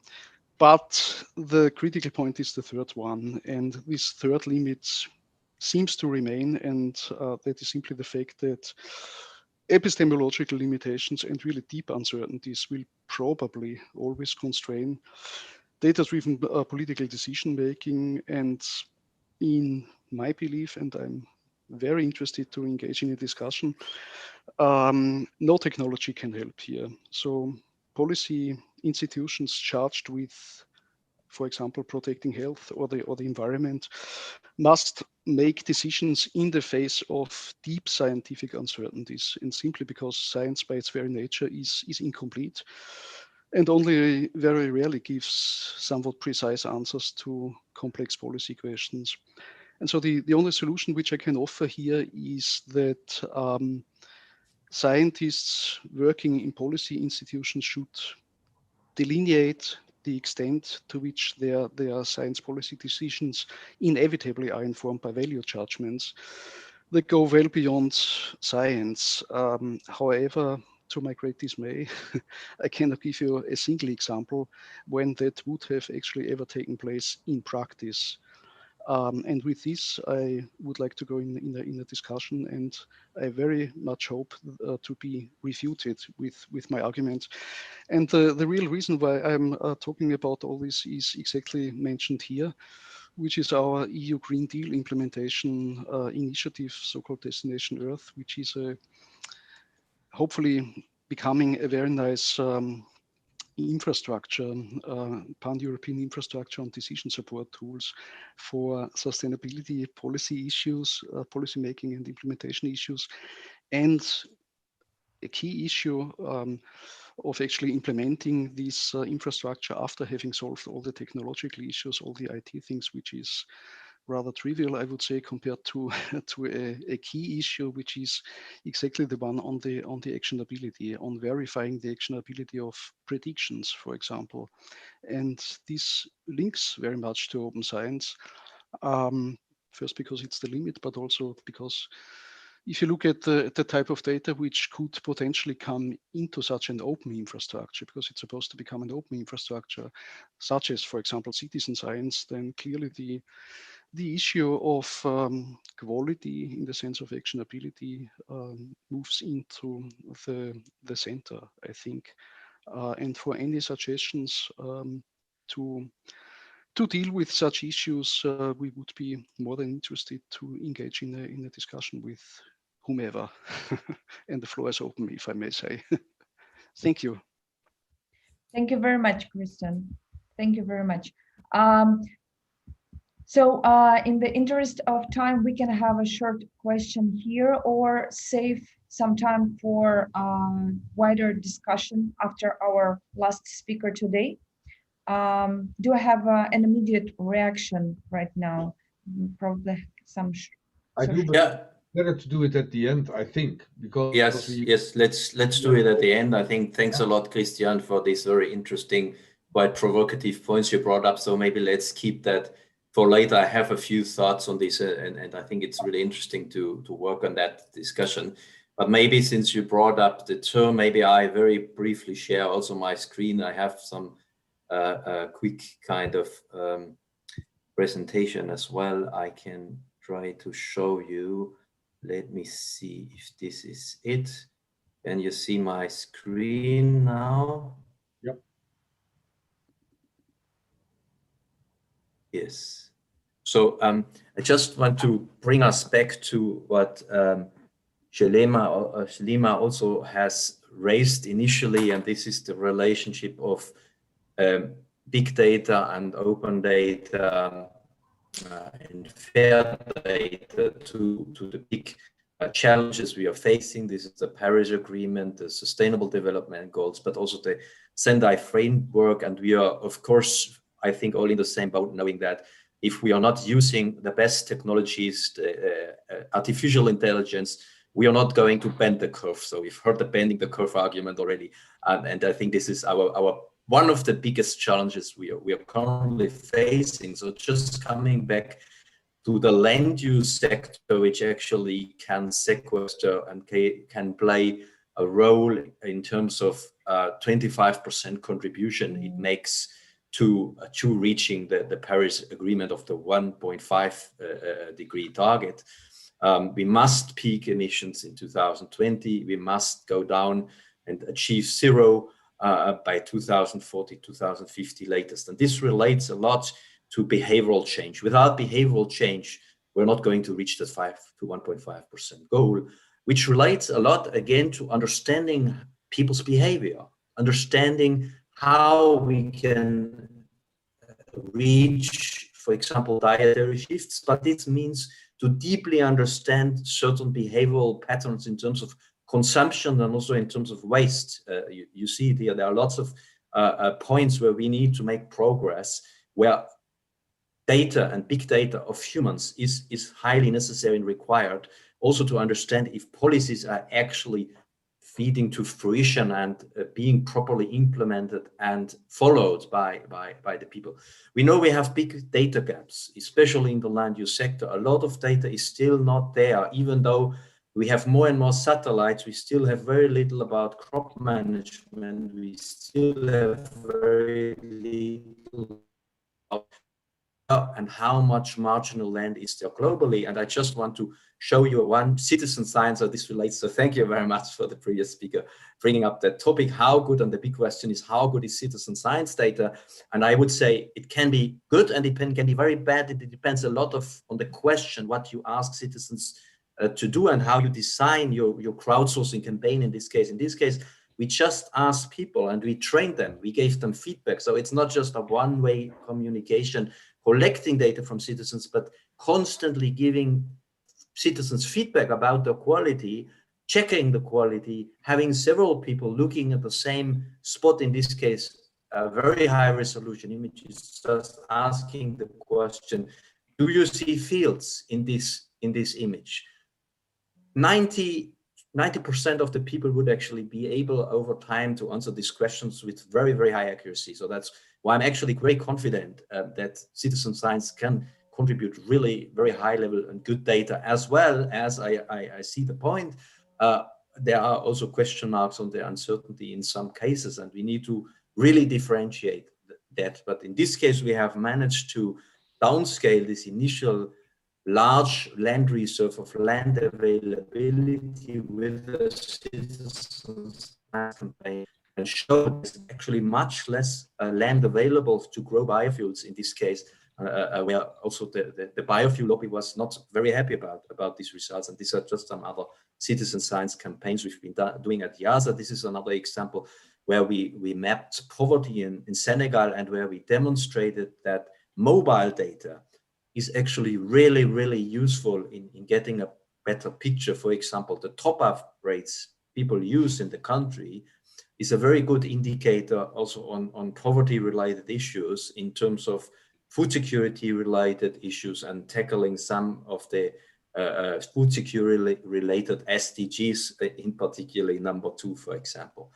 Just to show you that there are very, very interesting connections you can derive from big data.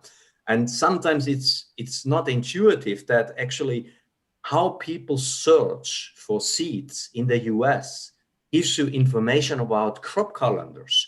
So when is actually the sowing time? This relates very much to how many searches you get and in what month of the year. So I just want to show you sometimes there is some counterintuitive data out there which makes you conclude very, very new interesting insights. That's just the point I wanted to make, and just show you a few examples also from IIASA's research in this context, and maybe we want to now open the floor for discussion.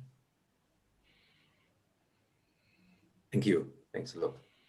Thank you, Stefan, very much. That was very interesting, and I was really impressed with all these data sets presented from and on behalf of IIASA as well. And I think that we have actually we had a great discussion even throughout our session, and was very happy to moderate this. And let me now have just some time. I know we were running a bit late, but I think it's very important for us.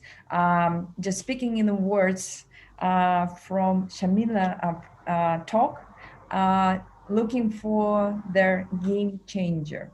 So what is our game changer that we can identify here after all this experience in data practice that we heard today from our speakers?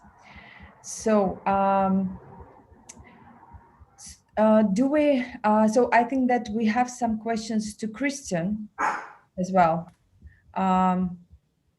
Shall we get back to this discussion and continue for save some a couple of minutes and to share our view on how we can solve those issues identified?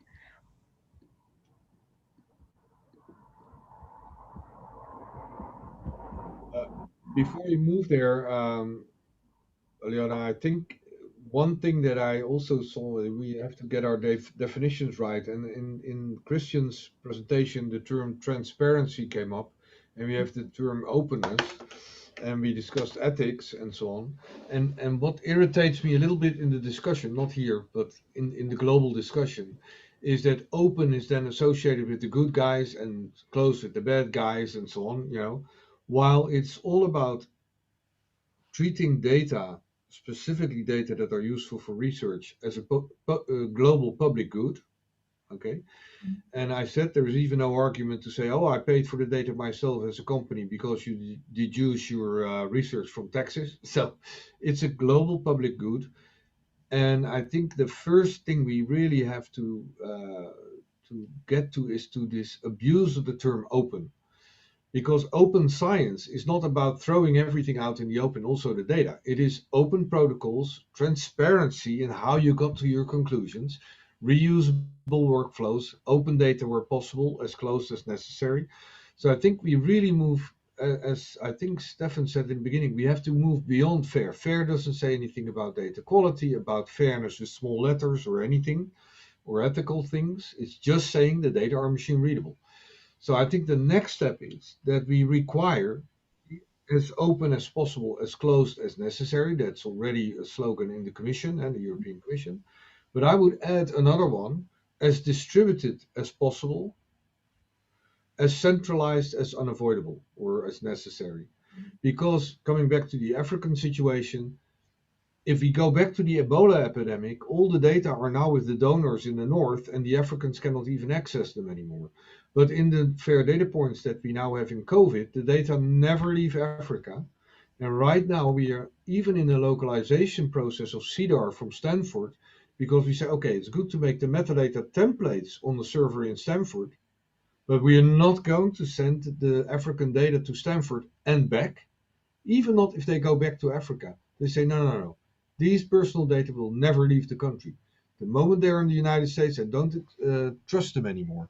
So equity and treating data as a global public good and having additional basic principles that UNESCO and the EC and so would promote, I would suggest as open as possible, as close as necessary, as distributed as possible, as centralized as unavoidable. If I may just quickly respond to that. No, I like all these slogans and I fully underwrite all of them.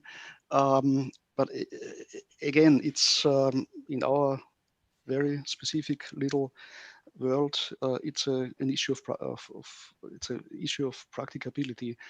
And what we are actually aiming at is really a definition of actionability of information, which is one aspect of quality, of course. And actionability in the sense of, or actionability applied to, let's say, to predictions, to knowledge coming out of modeling efforts, which is based on all kind of different types of input data with all the different quality aspects. But there's also the internal mechanism of the modeling approach, which further influences the basic or the input uncertainty, let's put it that way. And to integrate all that into whatever, an index, naively saying, on quality, actionability, this is, I think, the real challenge. And all this has not been a great issue in the past. I mean, talking about the digital twins, which I think Barend mentioned in the beginning in his medical applications. I mean, the quality aspect, I think, of physical systems is not so much an issue, because pretty soon the quality will reveal itself simply by reality. In the case of model predictions, long-term predictions, let's say about climate change, to take the extreme, the effects are supposed to be observable only in decades or even longer. And therefore the issue of being able to determine or assessing or narrowing down in a sense the actionability of the prediction is really an urgent issue, because it has tremendous social and economic, which then again is social implications. Thank you very much. I think that we're now concluding our session, and I wish to again thank you for your presentations, and that was an excellent discussion, and which one I personally really enjoyed. And I think that if we could have time, we could, it's especially if offline, we could speak for a couple of hours after. Just my conclusion will be that we should be very precise in the way we produce our data vocabulary and the way we make these definitions, because people are still very sensitive to open data, to big data, and it's still not always clear for data producers how they need to manage their data, and we should look at this on very different layers. So from their top layer, where we have their decision makers, and where people can evaluate science by the way they treat their data, the way they produce their data, but also we should take care of data ethics. I think that's extremely important point, because we should be aware that we're living in a big world, and not every scientist is already ready to make their data sets AI ready. And we should, so I think that I'm looking forward to game changer. I really like this from your presentation, Shamila. So I think that our game changer is systems approach. Just try to, at every moment, to consider all the specifics of the way we promote data science. So let me apologize that we just running a bit late, but not much. So, and I'm just now giving back the stage to the organizers to make the final session and closing remarks. Thank you. Thank you very much.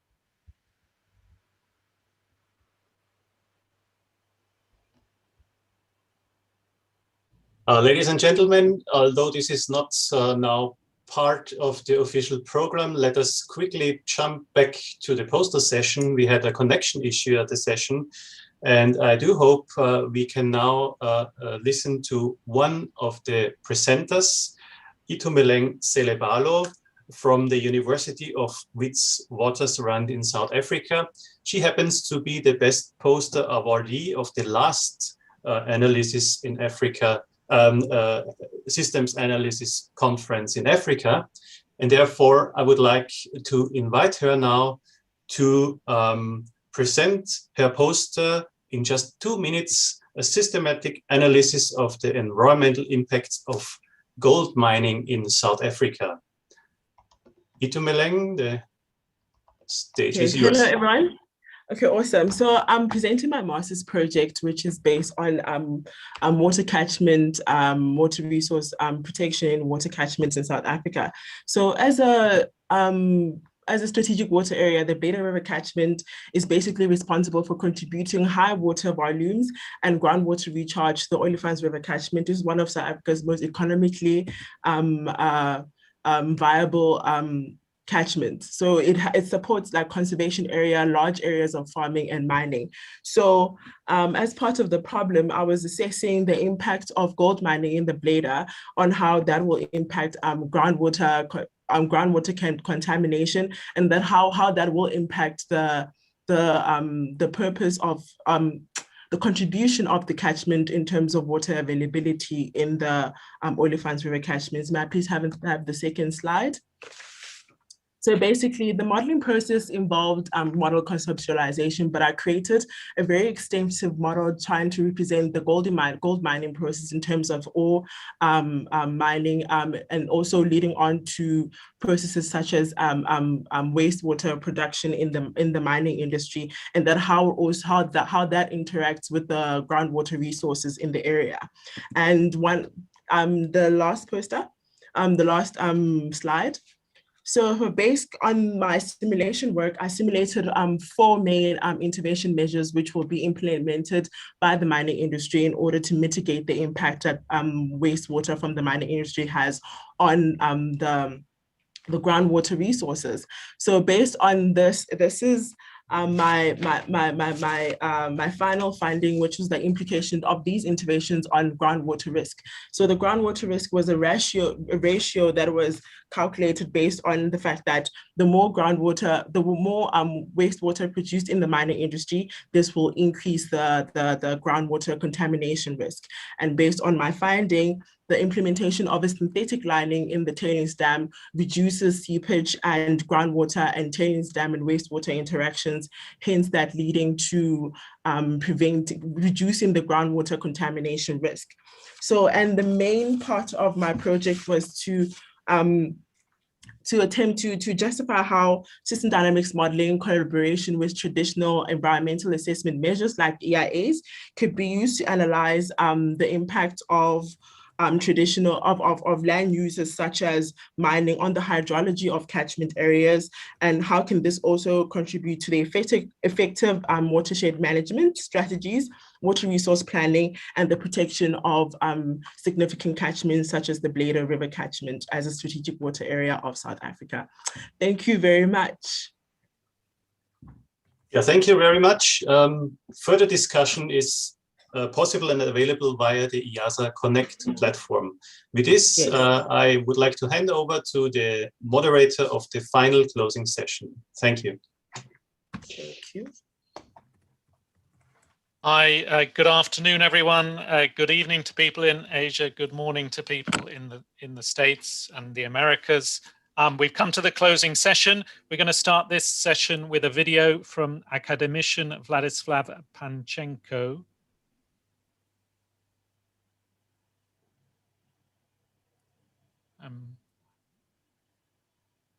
Dear friends and colleagues, the past 3 days of our online meeting have demonstrated the unique nature of the scientific interest and even scientific curiosity. We tried to bring together diverse opinions, views, and perspectives. Key speakers report to us on the progress of the system analysis in relation to the science diplomacy.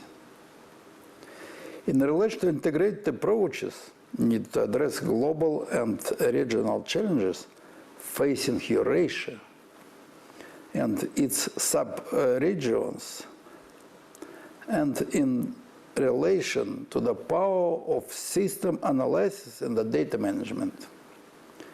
The feedback from our online participants was open and friendly. In reflect our mutual ownership of the proposed methodologies and strong expectations for our future collective research activities. We have enjoyed a good number of bright presentations. I wish to thank individually to each of them. And I want to acknowledge the modern leadership shown by IIASA Director General, CEO Dr. Albert van Jaarsveld. MGIMO University Rector Academician Anatoly Torkunov, Chair of Russia Academy of Science Council of Arctic and Antarctic Studies, Academician Alexei Gishani, Deputy Director of the RAS Geophysical Center, Dr. Alena Rybkina. I opened our meeting with the call for success, and we have achieved it. Now, in my view, we are at the frontier of where to go next. I thank you for your active participation and look forward to working with all of you in the nearest future. We are close our meeting. I leave it enrichment by guidance of participants and enhanced by their support. In our spirit of innovation, backed by applied systems analysis, let us continue our research efforts. I would like to express my special gratitude to the National University MISIS Rector, Professor Alektina Chernikova, for the hospitality and brilliant opportunity to successfully hold this remarkable event. Thank you of all of you for active participation, dedication, and dedication to solve acute problems of applied system analysis. Thank you very much again.